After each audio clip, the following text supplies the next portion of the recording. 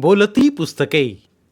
ज्यांना वाचनाचा नाद त्यांना बोलती पुस्तके घाली साद. आमचं चॅनल सबस्क्राईब करा आणि सबस्क्राईब करायला इतरांनाही सांगा. नमस्कार श्रोते मित्र हो.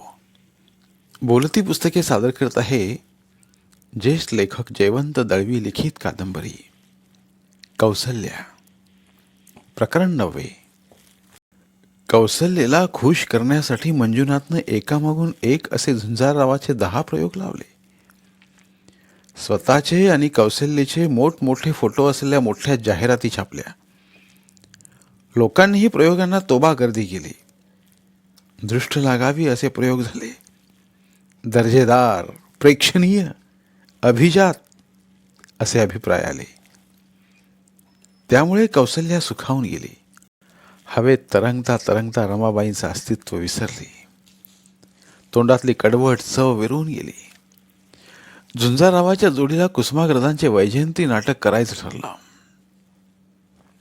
मंजुनाथाला कौसल्याची उत्तेजित अवस्था टिकवून ठेवायची होती. या मार्गाने उर्मिला, रेखा, शिवानंद या प्रकरणावर त्याला पडदा टाकायचा होता. मंजुनाथची ताकद जबरदस्त. शूटिंग आटोपून आला तरी वैजयंतीच्या तालमी घ्यायचा. झुंजाररावाचे 10 प्रयोग जवळजवळ हाऊसफुल गेले होते, पण त्या नाटकाचे आणखी प्रयोग करण्याचा तो टाळत होता. एकच प्रयोग गिरवीत बसण्याचा त्याला कंटाळा आलेला होता. आणखी प्रयोग व्हावेत अशी कौसल्याची इच्छा होती. 100 प्रयोग करावेत. मोठा समारंभ घडवून आणावा असं तिला वाटत होतं. बघू, करू अशी आश्वासनं देत मंजुनाथ पुढं पुढं ढकलत होता. पण अधूनमधून लहर आली. वेळ मिळाला की तो वैजयंतीचं वाचन करायचा. प्रेमाची महती सांगणारं नाटक म्हणून ते त्याला आवडत होतं. शिवाय त्या नाटकात त्याला आणि तिला मोठे रोल होते. कुसुमाग्रजांच्या भाषेचं वैभव होतं. हा थोडा वेळ होता. वैजयंतीचं पुस्तक हातात घेऊन तो बसला. थोडी तालीम घेऊया का, त्यानं विचारलं. कौसल्या खुश झाली. ती पुढे आली. तिनं वैजयंतीची पोच घेतली. डोक्यावर पदर घेत नाटकी आवाजात म्हणाली, रत्नाकर, आत आल्याबरोबर तुम्ही मला ओळखलत? वैजयंती, तुझ्यासारखं स्वरूप असलेल्या, तुझ्यासारखा वेश परिधान करणाऱ्या 10,000 स्त्रिया प्रवेशद्वारातून आत आल्या असत्या तरी एका क्षणात वैजयंती मी तुझ्याजवळ आलो असतो आणि म्हटलं असतं की ही माझी विजया. कोणाला खरं वाटायचं नाही, पण माझ्या अंतःकरणातली तुझी प्रतिमा सुद्धा वयानुसार वाढत होती, बदलत होती. प्रत्येक दिवसाबरोबर त्या चित्राच्या यौवनाची एक एक पाकळी उमलत होती. आणि तरी सुद्धा तुला पाहिल्यावर मला वाटलं की मी तुला अन्याय केला होता. त्या प्रतिमेपेक्षा ही प्रतिमा फार अधिक सुंदर आहे. खरंच त्यावेळी तुमच्या प्रेमाला सीमा नव्हती. एखाद्या लहानग्या राणीसारखं तुम्ही मला वागवीत होतात. मला आठवत आहे, सारं आठवू लागलं आहे. प्रेमावर श्रद्धा नसलेल्या पुरुषांनी प्रेमाचे बहाणे करून त्याची अप्रतिष्ठा केली आहे. माझ्या या प्रेमाची, या भक्तिभावनेची कदाचित तू मनातल्या मनात थट्टा करशील. नाही नाही रत्नाकर, त्या प्रेमाची दिव्यता मला समजते. त्या वयात माणसाच्या भावना जितक्या उत्कट आणि प्रामाणिक असतात तितक्या पुढे कधीच असत नाहीत. उमलत्या हृदयातली ही स्वप्न वाढत्या वयात शिशिरातील पानाप्रमाणे गळून पडतात, पण ती खरी असतात, फार उत्कट असतात. ती क्षणभर थांबली आणि मग म्हणाली, बोलत राहावं असं वाटतं. किती सुंदर भाषा लिहिली ना कुसुमाग्रजांनी. भाषेपेक्षाही प्रेमाची उदात्तता मला भरून टाकते. वाह, रत्नाकर आणि वैजयंती काय रोल आहेत. मंजुनाथ म्हणाला. तो स्वतःवर खुश झाला होता. रत्नाकरची भूमिका तो समर्थपणे वाटवणार होता. तेवढ्यात दारावरची बेल वाजली. यज्ञेश्वरने दरवाजा उघडला. दारात कोण उभा आहे हे त्याला चटकन ओळखता आलं नाही. ती व्यक्तीही दारात थांबली नाही.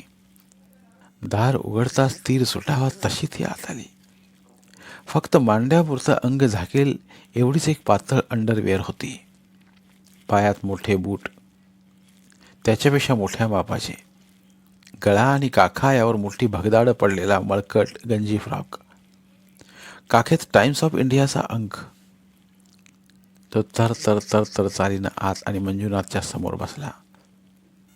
कौसल्या त्याला बघतच राहिली.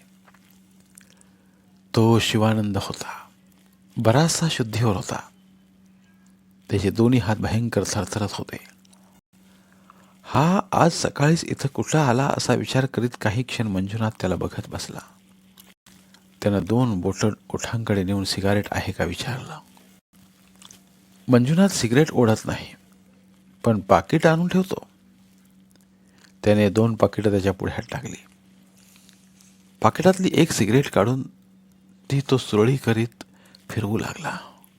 त्याला कागदाच्या चिटोऱ्यात तंबाखूचा पेरू ठेवून सुरळी करायची सवय होती. आज सकाळीच कुठं आलास? मंजुनाथनं विचारलं. त्याची कौशल्याची साधी ओळखही करून द्यावी असं त्याला वाटलं नाही. शिवानंद खाली मान घालून बसला होता. लाचारीचं हसू ओठातल्या ओठात हसला. आपल्याच पावलांकडे बघत शांतपणे बसून राहिला. कसा आहेस तू शिवानंद?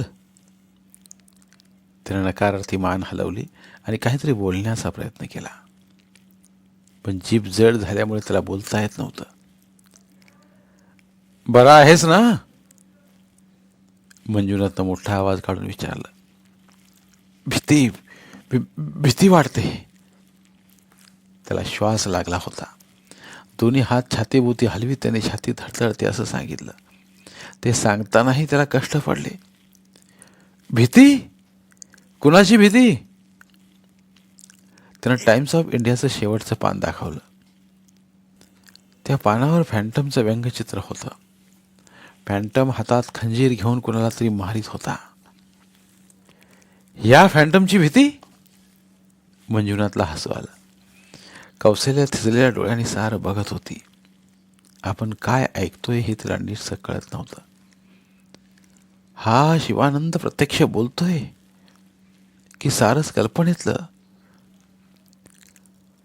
हा फॅन्टम मला सुचतो आहे. कसली सूचना?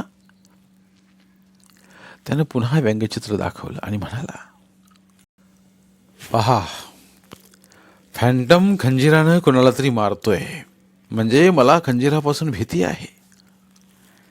अरे वेड्या, हे शक्य तरी आहे का? होय होय, तो उत्साहानं म्हणाला. 2 दिवसांपूर्वी फॅन्टमनं काट्यानं मारामारी केली आणि माझ्या अंगावर काठे घेऊन मवाली आले होते. थोडक्यात बचावलो. आगाऊ सूचना फॅन्टमनं दिली म्हणून बचावलो. कोणी सांगितलं सारं तुला? माझ्या गुरूंचा साक्षात्कार. तो श्वास टाकत म्हणाला. मंजुनाथला आठवलं, खूप वर्षांपासून शिवानंदाचे एक गुरु त्र्यंबकेश्वरला होते, सौंदेकर महाराज. त्यांचं नावही त्याला आठवलं. अजून त्याचा त्यांच्याशी संबंध होता की नाही हे ठाऊक नव्हतं. गुरूंना कधी भेटलास? त्याने नकारार्थी मान हलवली आणि तो म्हणाला, साक्षात्कार. स्वप्नात येऊन सांगितलं धोका आहे, फॅन्टम सूचना देईल. कुणापासून धोका? सांगता येत नाही. कदाचित रेखापासून. मंजुनाथ एकदम चपापला. त्या क्षणी कौशल्यनेही वळून मंजुनाथकडे पाहिलं. कृष्णा पैसे देतो ना? देतो, पण तेवढे पुरत नाहीत. त्याला वाढवायला सांगतो. तरीही तो ठाण मांडल्यासारखा बसून राहिला.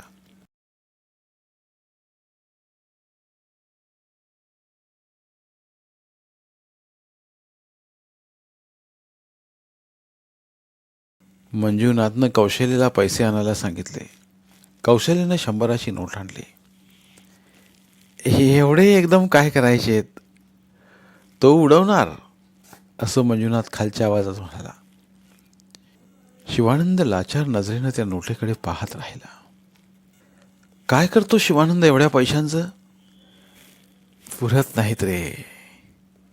धंदा माझा आहे, पण मला ती खर्चाला काही देत नाही. मग कशाला पितोस बेसुमार? तो खाली मान घालून गप्प बसला. झोप आल्यासारखी डोळ्यांची उघड झाप होत असे. कौसल्या आपणहून पुढे आली आणि तिने 100ची नोट पुढे केली. त्या नोटेवर धडप घालून त्यानं ती घेतली आणि तत्काळ उठून उभा राहिला. उभा राहिल्याबरोबर त्याला तोल गेला. जागच्या जागी हेलपाटला. तारवटलेल्या नजरेनं बघत क्षणभर उभा राहिला. रोखून बघत म्हणाला, तू उर्मिला ना? लक्षात आहे माझ्या. आपलं नाव कौसल्या हेही ती क्षणभर विसरली आणि दगडी पुतळ्यासारखी बघत राहिली. तेवढ्यात तोल सांभाळत तो निघून गेला. पायातले सैल बूट त्याच्या पायातून निष्ठत होते, त्यामुळे बुटांचा विचित्र आवाज येत होता. तो बागेतून निघून जाईपर्यंत ती उभी राहून त्याला बघत होती. हा ही एका अर्थानं बिचारा वासनेचाच बळी. रेखाला मंजुनाथनं भ्रष्ट केली नसती तर आज हा माणूस कसा दिसला असता? या एकमेव विचारातच ती पूर्णपणे उडून गेली. घेऊया ना पुढे तालीम? त्याने विचारलं. तो आवाज तिला अनोळखी वाटला. नको. एवढंच बोलून ती आत गेली आणि पलंगावर आडवी पडली. तिचं डोकं बेसुमार ठणकत होतं. धन्यवाद. उर्वरित कादंबरी पुढील भागात. गार्डन क्लबमध्ये मनू वाट बघत बसला होता. मंजुनाथ वेळेवर येण्याची शक्यता नव्हतीच. या नटांना उशिरा येण्याची सवय असते, पण मनू उशिरा येऊ शकत नव्हता. मनूसाठी वाट बघत बसणं मंजुनाथला आवडलं नसतं. एखाद्या संध्याकाळी दोघांतच जेवण व्हावं अशी मनूची इच्छा होती. खरं तर मनूनच आमंत्रण दिलं होतं. अर्थात मनूनं जरा कमी खर्चाच्या हॉटेलमध्ये नेलं असतं. म्हणूनच कदाचित मंजुनाथनं गार्डन क्लबमध्ये व्यवस्था केली. गार्डन क्लबचा खर्च मनूला परवडला नसता, पण मंजुनाथ एका कोपऱ्यात तो बसला होता आणि आज कदाचित तो जास्त स्कॉच पिणार होता, कारण त्याची खाण्यावरची वासनाच उडाली होती. आठवडा तरी झाला होता, त्याची वासनाच उडाली होती. त्याने एक नको ती गोष्ट केली होती. आठवड्यापूर्वी त्याने एका मराठी वृत्तपत्रात एक बातमी वाचली. पोलिसांना अलिबागच्या जंगलात एका स्त्रीचं बेवारशी बेपत्ता प्रेत सापडलं. आणि कसलाही विचार न करता मनू अलिबागला गेला. उर्मिला बेपत्ता झालेला आता किती दिवस झाले. एवढ्या दिवसानंतर सापडलं प्रेत कसा असेल, पण सांगता येत नाही. समजा तिला कोंडून ठेवली आणि 4-8 दिवसांपूर्वी ठार मारली असेल तर ओळखता येईल. म्हणून तो अलिबागला गेला. धडपड करून ते पत्र त्याने पाहिलं, पण ते पाहण्याच्या लायकीचं नव्हतं. बेसुमार कुजलं होतं आणि मुंडक्यांचा पत्ताच नव्हता. त्यामुळं ती उर्मिला की काय हे ओळखणं शक्यच नव्हतं. ते भयानक दृश्य तो गेले 8 दिवस विसरू म्हणता विसरू शकत नव्हता. त्याच्या तोंडाची चव पार निघून गेली होती. थोड्या वेळानं घाईघाईनं मंजुनाथ आला. अत्यंत ताजा तवाना दिसत होता. दोघेही जवळपास एकाच वयाचे.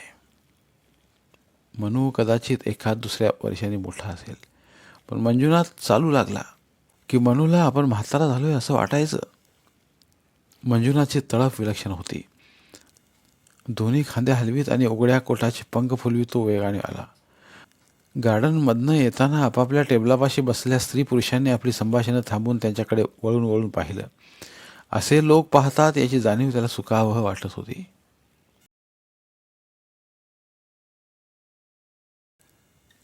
धन्यवाद. उर्वरित कादंबरी पुढील भागात.